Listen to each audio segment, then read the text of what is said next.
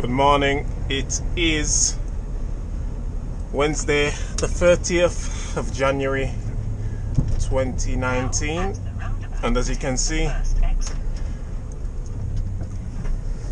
we've got some harsh weather. I'm on my way to my first drop in Walsall, and the time now is just after 5 past 5 in the morning. So now at the roundabout, take the second exit, then join the motorway. as you will see today, things are probably going to be very slow because of the weather, and people are going to car drivers, everybody's going to panic because of the snow, because this is England and we cannot deal with snow. Hope you enjoy the drive.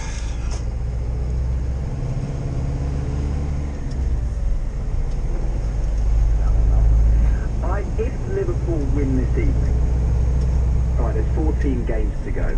That's 3 matches essentially that is drop points. We're not talking 3 defeats, we're talking 3 draws perhaps. Have Man City got it in them to obviously overturn it? Yes. Yeah. They absolutely do. But do I see Liverpool dropping points more than twice should they win this evening? The answer to that question, with the way they're currently playing, is where do you see it?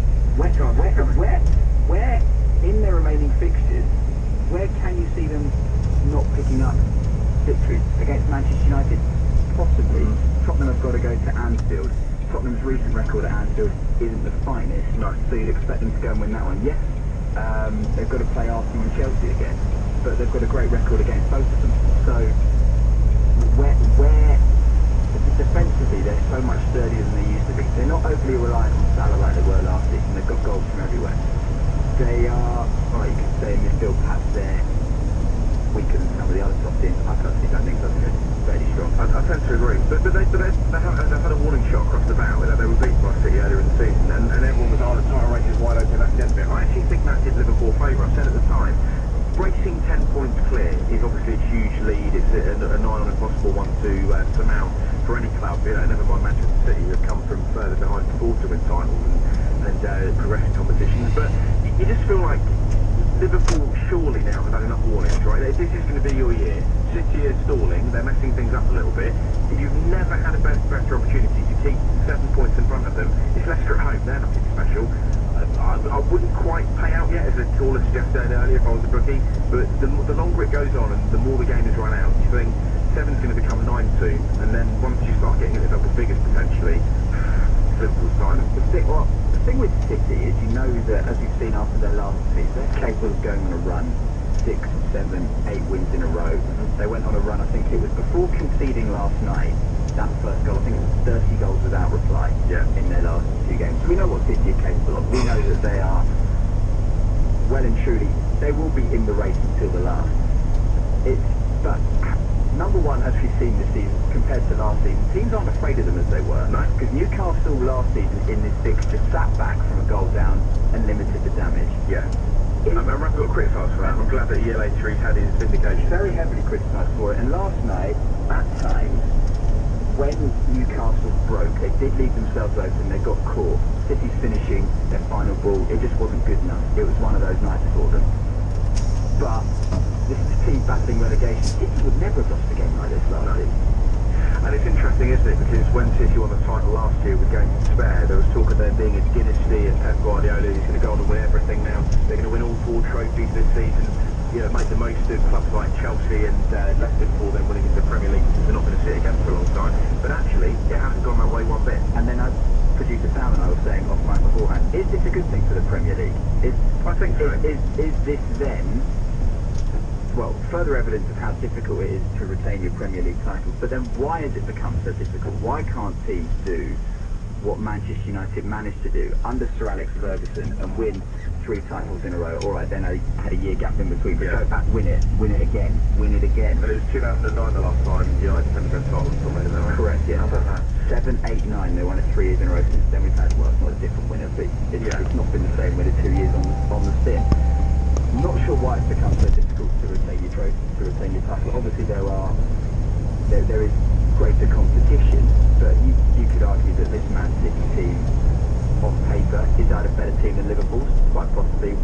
to 11, I'd certainly say so. Beyond that, I do think they've got more strength in depth.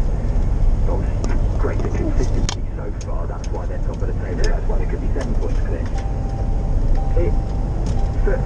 For Liverpool, obviously they had their chance a few years ago. We all know what happened in 2014. Yeah, Gerald fell over. Exactly. I was just trying to be a bit more diplomatic than that. Oh, don't worry about it. Morning to Kevin in Lincoln, by the way. I'll read it to you. Sorry, carry on. I do think though, on this occasion, I don't think Liverpool will drop points on 3 occasions to see Man City swoop in and win the title. I just think they're too good. If they did though, and it's all if buts and maybes and what's about for a little bit, if they did try it away from a position of strength as they did in 2014, I wouldn't say that's the end of Jurgen Klopp, but the same way there are question marks about Mauricio Pochettino, which I'll come on to you, being Spurs fan, would that really reveal Jurgen Klopp to be a bit of a bottle job? Because the Champions League finals, he couldn't do it last year, there have been cup finals in the past, he's never quite managed to do it. To be in this position and not win the Premier League, never mind the Champions League, that can be a lottery, as it was in 05, as it was when Chelsea won in 2012, but to come this far and not do it again, I mean, how do you come back from that psychologically as a manager? Well, it's harsh on Klopp to call him a bottle job from the Champions League final.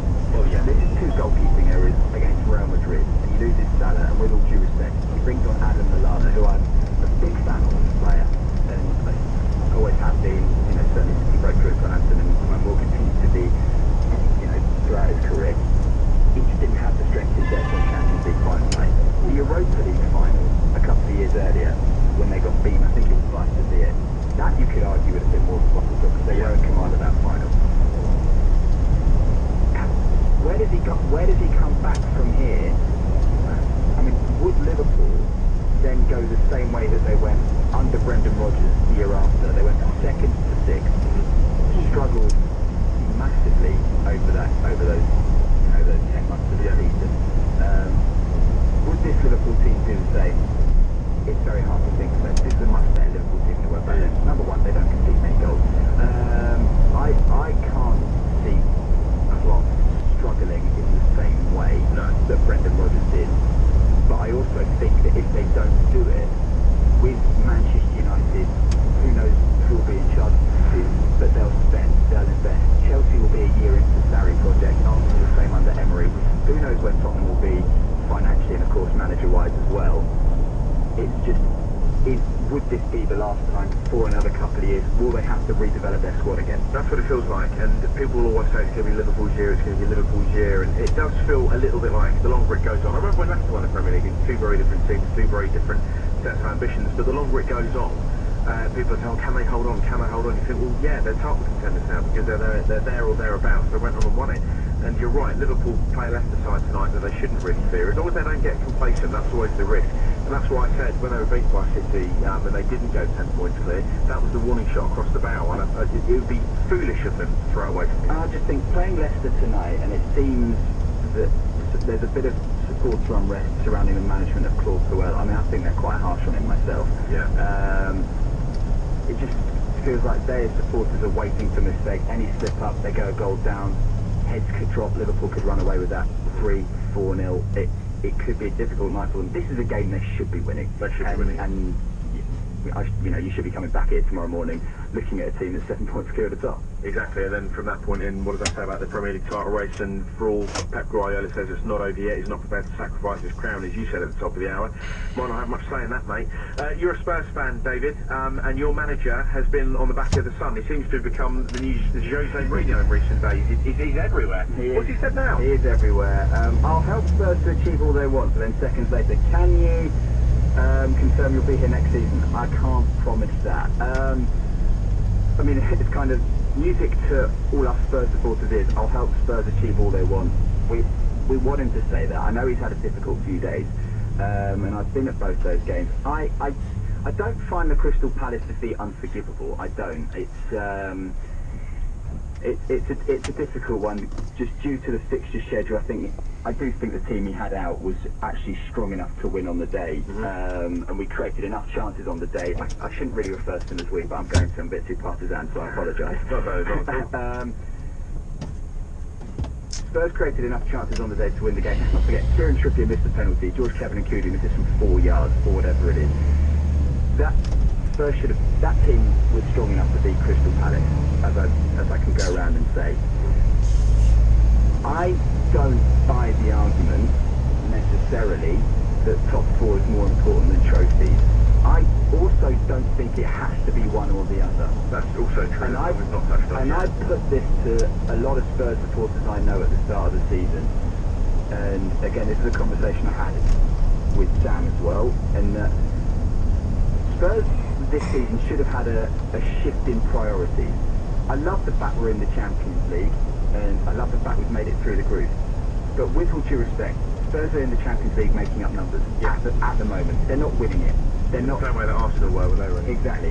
Morning, Kevin. Great to have a decent run of the competition. I'd love to know what this Kevin guy is saying about me right now. Oh, no, not you. It's me, don't worry. Oh, fine. It's great that we have a run in the competition, but we're not winning it. If Spurs had played a full team the whole way through the FA Cup, would we be in the 5th round? Would we have been in the draw on Monday?